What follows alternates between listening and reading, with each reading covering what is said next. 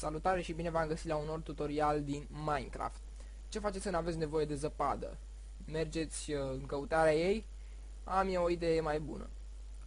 Cu numai două blocuri, oricare bloc, de piatră, de dirt, de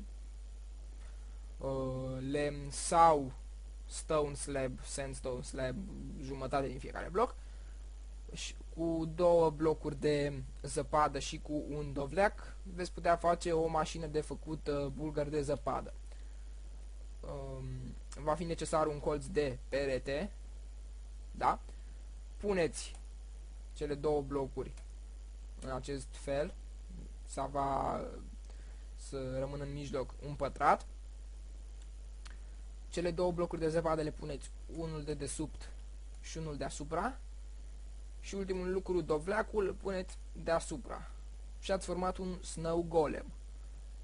Dând cu o lopată, click în continuu, țineți apăsat pe suprafața de zăpadă pe care stă golemul, sau omul de zăpadă, să zicem așa, veți avea bulgări infiniți.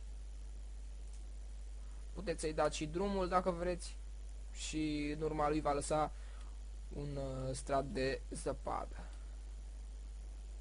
Uitați. Și pe aceasta puteți să o distrugeți. Asta a fost tutorialul meu. Sper că v-a plăcut. Nu uitați să lăsați un coment și o să continui să fac și alte tutoriale care consider că ar fi folositoare.